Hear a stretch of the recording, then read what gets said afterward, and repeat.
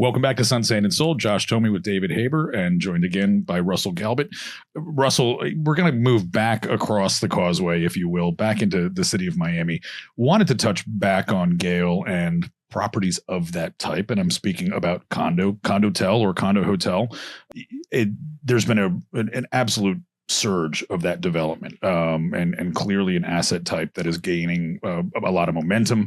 There's actually in the Tri-County area at the close of 2024, I learned that there was more condo hotel doors under development than traditional condos between Miami-Dade and Palm Beach County. Talk to us a little bit about that model, your impressions of it, and how you gauge success in that model, because obviously there is a completely different orientation to it than there is in traditional condo. Well, first of all, hotel condos have been around a long time. We did our first one in 1989 called the Alexander, a beautiful hotel that became a condominium. So that's been around a long time. And we've done them really, we took a leadership role around the world on that. We did the largest condominium hotel in the world's history at the Ala Moana in Hawaii, 1,134 rooms. So that concept's been around a long time. What's new now is this shared community. And the shared community is really about people who want to have their own apartment and really can't afford their own apartment. Or maybe they want to have a secondary home in a distant city. And that shared community basically says this: you're buying this condominium as your apartment, but you have the ability to rent it out on a transient basis. And that shared community is what's become prevalent, or not prevalent, but it's become quite a number of them in Miami and Broward and Dade and Palm Beach as well. So what is that concept all about? It's really about the fact that affordability is present today. The cost of construction is so great today that you have to charge rents that are incredibly high, which means that how does some young person pay for that rent? So what happens is when you have like the arena that has 275 events that attract people from all over Florida and all over the United States, you know, they have people who are renting their apartment have the ability to go live with their parents for a weekend or go live with their girlfriend or boyfriend for the weekend and rent out their apartments when you have that type of demand. Okay. So that's what that shared community is all about. And there is a lot of new legislation regarding condo hotels and shared facilities or shared components. Correct. After the Icon Brickell and the Carillon decisions from the courts, because developers, and more importantly, the hotels that carry the brand, they want to control the shared facilities. They Correct. want to control the lobby. They need to, because it's a brand standard. Correct. Right. They need to. And if they don't, then you're going to have chaos. Right. And so you have that situation arising today where you can buy in a shared community. You can buy in those that are professionally managed, and you can buy in those where you're association managed. Okay. And what you'll find is that the ones that are professionally managed, like Gale Miami, you're going to have a real value in your unit forever. And you could have that same value in one that's run by the association, but it's going to depend on who you elect to the association. Yeah, they're not professional managers. They're not professional managers. They're owners of condominium units. Right. And Haber Law represents a lot of those condominium unit owners and condominium buildings. But truth be told, in condo hotels, I think you're going to find that professional management is going to force shared components to get remediated faster, because they know that the sooner you remediate, the cheaper it is, number one. And number two, the easier it is to keep up safety and brand standards. Exactly. So look, I understand the need for both, because some people only want to be association controlled. Hopefully those people are smart enough, or those associations are smart enough to hire people like Josh to professionally manage, but you don't know that for sure. No. But if you buy in one that's professionally managed, that one that has the Gale Miami Hotel Management Company, you know you're buying one that has a strong arm that will make sure that violations to the rules do not exist, that everybody is treated equally and fairly and treated right. So that's the standards that you have to live with. So you decide, do you want to rely on the association that you elect? It's a democracy. You get to elect them. Or do you want to be professionally managed? And, you know, then it's buyer beware in a condo hotel. You know, you got to read the documents and understand. I guess I would say a lot of people are shocked when they find out that they have no control in a condo hotel over the shared facilities and the shared components because they didn't read it. David, that used to be the case. I don't think that's the case today. There's enough articles on it that people know they have a choice. They can buy in a shared facility that is controlled by the association, or they can buy in one that has brand standards and they know what they're getting. That's their choice. And if it was me, I'd buy, I understand buying in each one of them equally. And I would just know that if I'm buying in one that's association controlled, I'm going to run for that board. Right.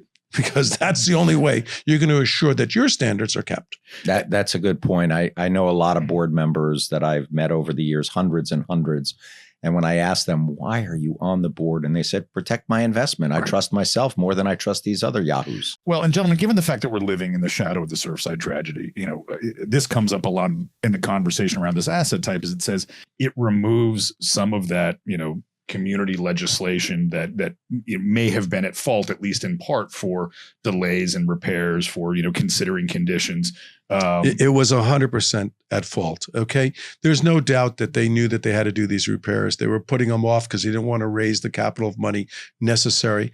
Look, again, I always say that one of the best ways in the past, prior to Champlain Towers disaster, to get reelected was to say, I'm not raising. Keeping maintenance rates the same. I'm going to waive reserves. Right. But do you see what it cost? Look what happens. Right. Look what happened because of it. Let me tell you, I commend our state legislators again, because they're forcing these inspections. They're forcing the way that you have to treat buildings. Okay. And the Senate president has made it clear life safety comes first. And we're not letting you waive it in 2025. You get started now, and this is not 4D is not going anywhere. Thank God. Okay. Now you have to say to yourself, look, there are many buildings that have to come down on the beach, especially. A lot of them were built with sand from the sea.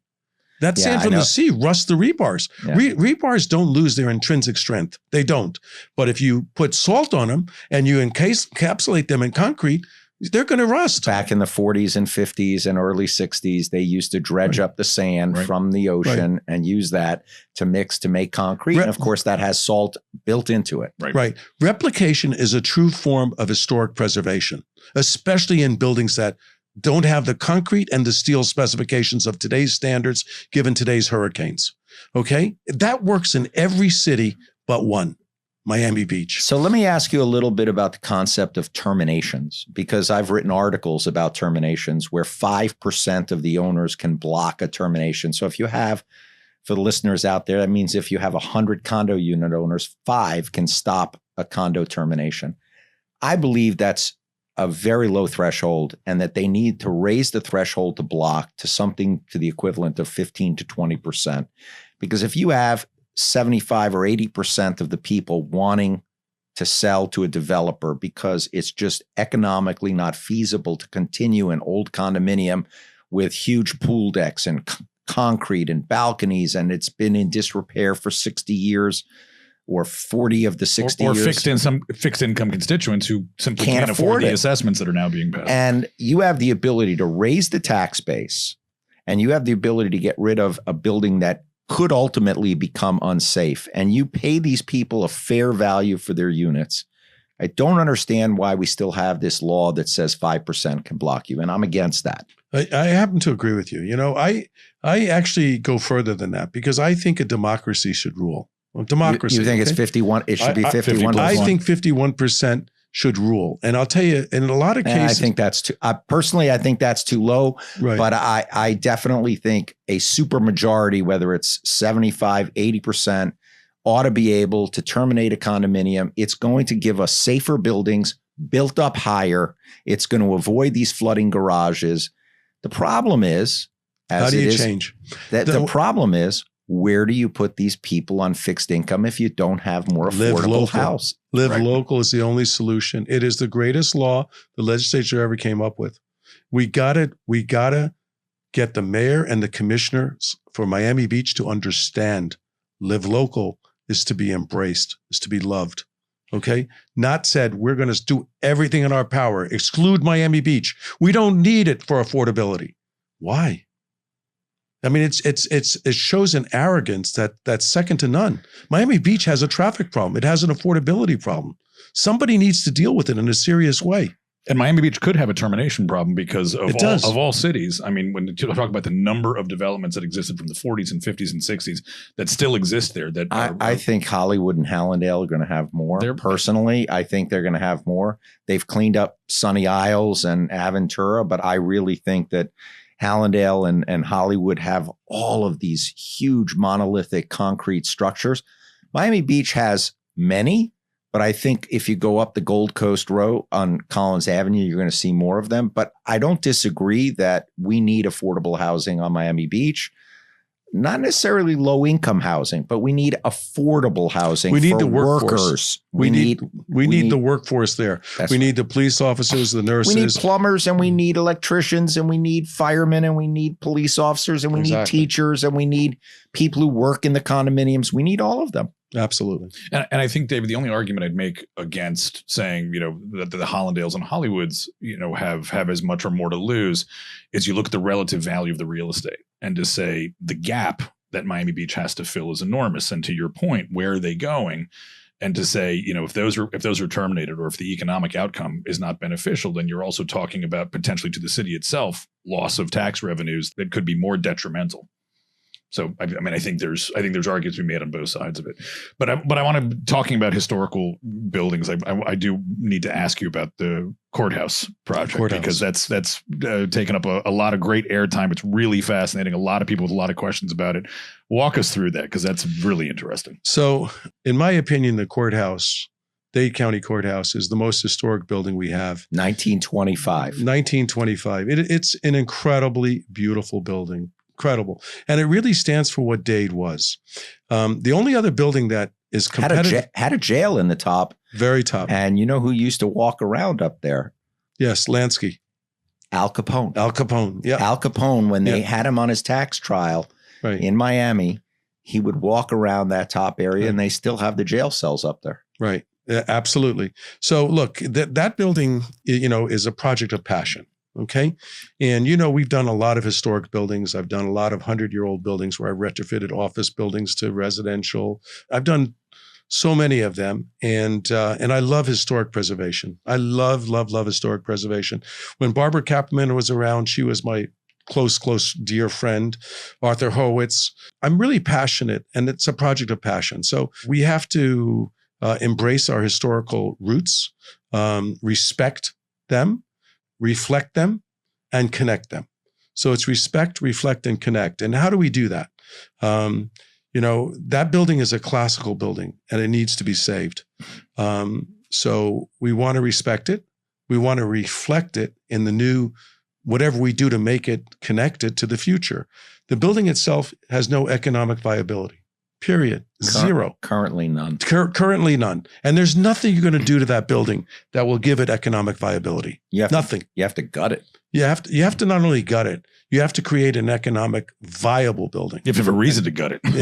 And that means you have to add a real building onto it. Right. How do you do that? Yes. How do you do that? So it's a small plot of land. I was going to say the devil's in the details because I'm reading 800 units and saying, okay. So that's why you have to actually look at the renderings. The renderings are really incredible. So look, the good thing about that building is it has virtually 4 identical facades to it. Mm-hmm. 4 identical facades. And it's a pancake building. It's wider on the bottom, but very narrow in the tower. So how do you do it? Well, the way you do it is you take off the pancake side, the lower portion of the building, on the least important site, which is the northern site. And you put that structure and that historical pieces and elements back in the new lobby of your new building. So in essence, you haven't lost anything, but you've given this asset that you have respected, reflected, you have now connected it to an economically viable program. So what you're saying is the north stairs and the porte-cochere or whatever it is, you're pulling that facade off and you put a new building in essence behind it. In that space. And then going you take straight that up. Straight up, and then you take that facade and you put it back in on the inside of that new building. Right. So you have lost an interior feature that was once the exterior. Exactly. Right. Exactly. And then you go up higher and you build out. Yes, exactly. You build a rectangular tower on the north side, and that's how you do it. And the truth is that could be one of the greatest projects to ever happen in the county to save this incredible building. I'll tell you, I'm also very pleased that Freedom Tower got saved. Freedom Tower got saved because of the college and Madeline. And a big, big shout out to Madeline because she is incredible. Her and Miriam, who was her assistant, they are so powerful in Tallahassee. They got tens of millions of dollars to save that building. Now, that building that was the old Miami News building. It's more historical in its use than it is in its structure. Yeah, for the Cuban refugees who came in the 60s. And let me tell you, they really were the start of our community. If you want to know something, it was first the Jews that were the survivors of World War II that came to South Beach and Miami. They really made it culturally diverse. All of a sudden you would hear German, Yiddish, all sorts of languages. Then you had the Cubans. Then you had the Venezuelans, the Argentinians, the Nicaraguans. The Nicaraguans. And we are such a cultural diverse community. We are so lucky and so fortunate. And now we have Europeans, we have South Americans. Let me tell you, we live in magic. We live in our entire that's why they call it Magic City. It's Magic City. It's not just one area that's Magic City. It's the entire city that's magical. Okay. We have the weather. We have the cruise capital of the world. We have the best restaurants, the best food. We sure do now because all the New Yorkers brought their Michelin star restaurants down here. There you go. Let me tell you. People are coming here from all. We're going to have we're actually going to do a restaurant episode because of all the new restaurants coming to Miami. Well, and what a role they actually play in real estate. I mean, you think about who is they put them in a lot of these spaces. You have these retail spaces in these condo hotels and condos, and they're like, who are we going to rent it to?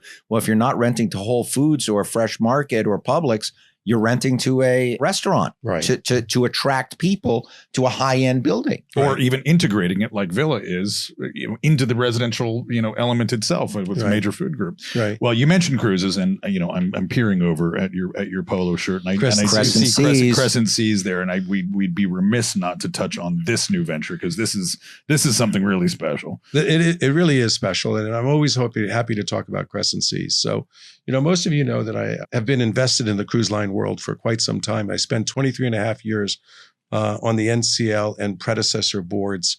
That's Norwegian chairman of the board. Norwegian Cruise Line for those that you were chairman of the board. For the last 6.5 years, I was chairman. And never got me a discount on a cruise, but that's a separate issue. No, we were public, so I couldn't. No.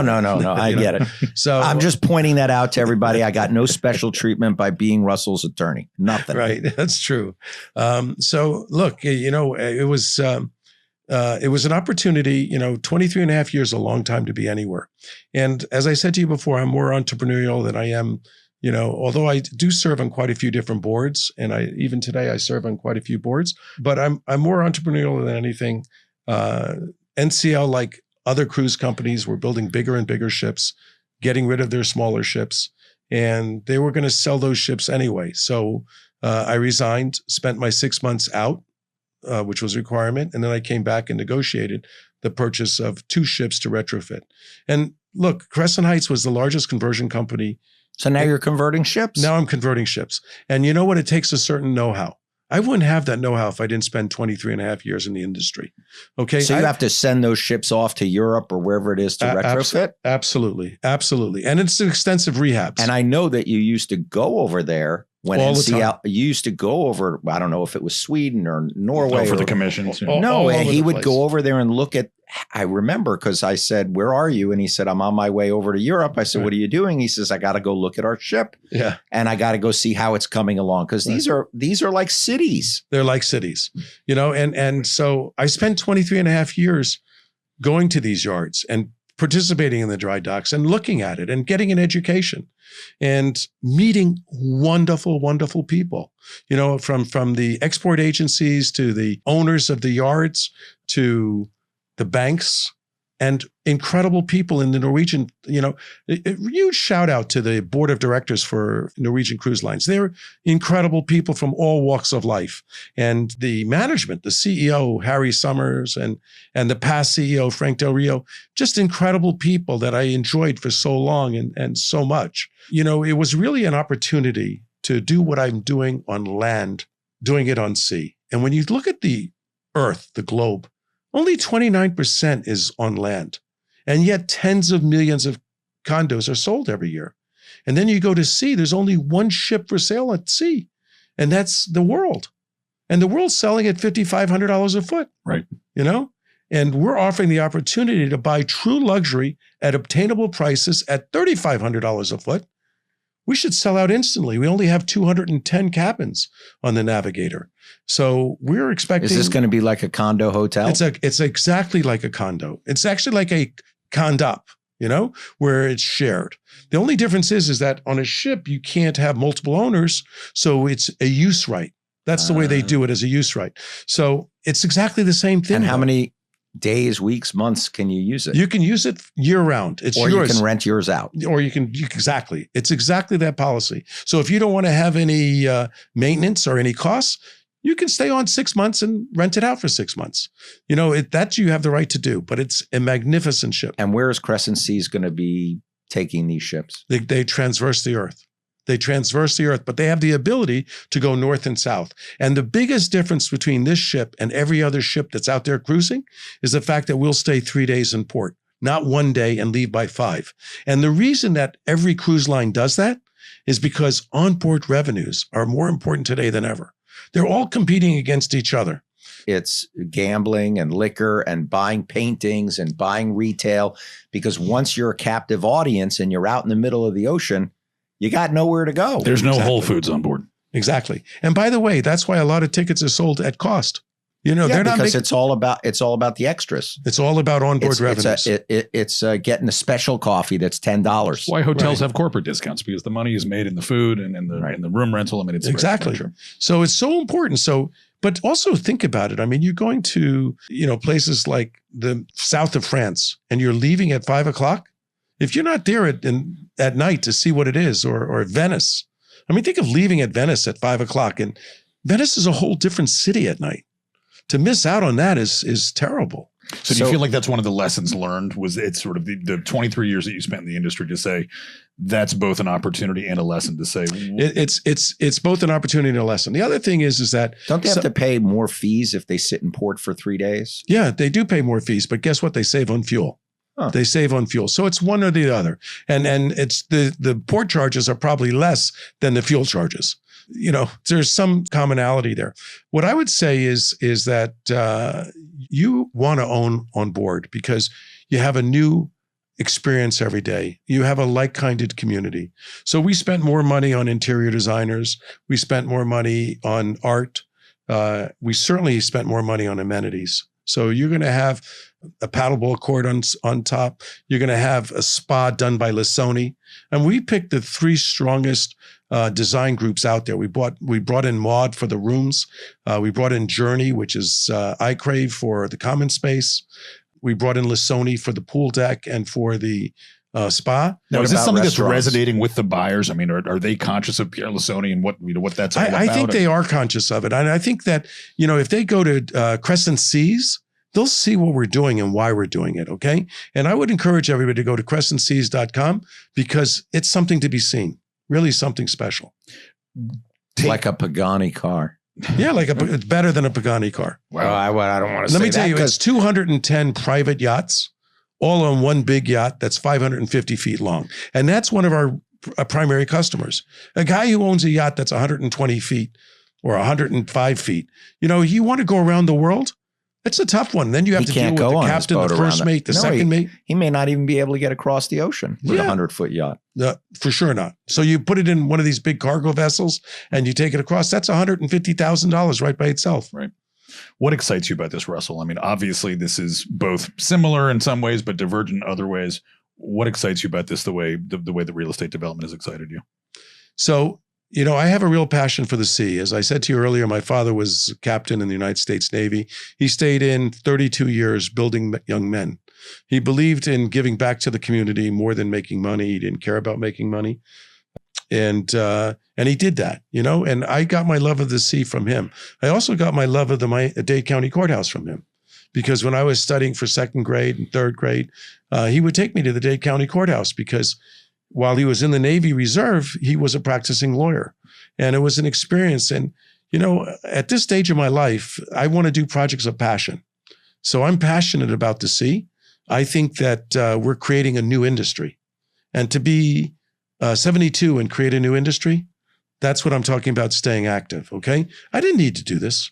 Believe me, I didn't. And I risked a great deal of money, more money than I ever thought I would ever have in my life.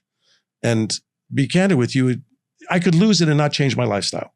So that you have to say to yourself, am I really a man? I mean, have you ever read the poem If by Rudyard Kipling? Sure. It's the greatest poem on earth. You know, I mean, you just have to read it because, you know, and believe me, I'm not risking all my wealth on one pitch of toss and turn, you know, not at all by any stretch of the imagination. But you have to be able to take real risk in a qualified and understanding way. And it has to work on paper and pencil. Because if it doesn't work on paper and pencil, it'll never work in real life. So I'm really passionate about Crescent Seas. I think it's going to be incredible. I want to deliver a rehabilitated ship every year for the next 10 years. And I want to deliver a new build sometime in 32 or 33. Really? And that's my goal and objective. And as long as God gives me life and gives me strength, I plan on fulfilling that dream. If we were to look into the future, would we imagine some kind of land and sea connection between what you're doing on the land and what's happening at the sea, whether it's through a hotel or through other opportunity, that there's consistency in that branding? There is consistency in the branding, and there is ideas like that, you know? And I have to give one more shout out, and that is the people who run the Port of Miami.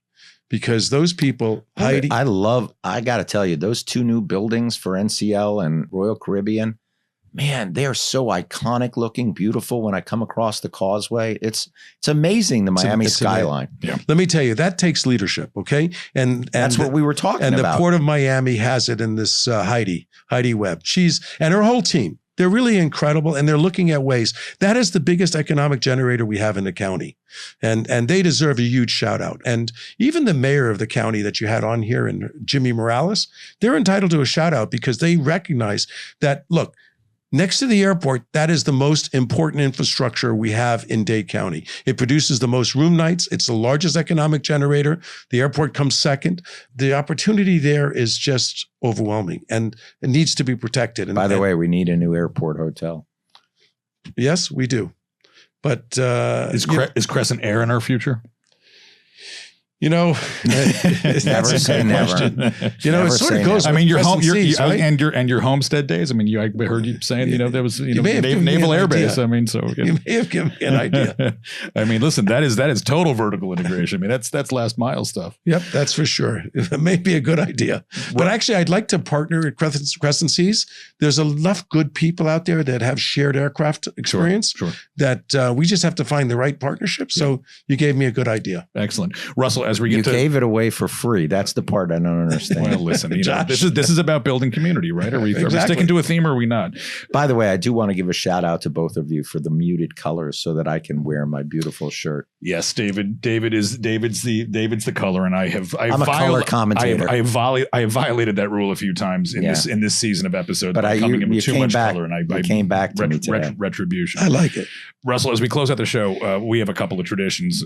One of which is a little bit of rapid fire from my partner David Haber. He's going to ask you a series of mostly completely unrelated questions, and we'll see what comes of that. But I'm going to start with mine, and I'll let him finish with his.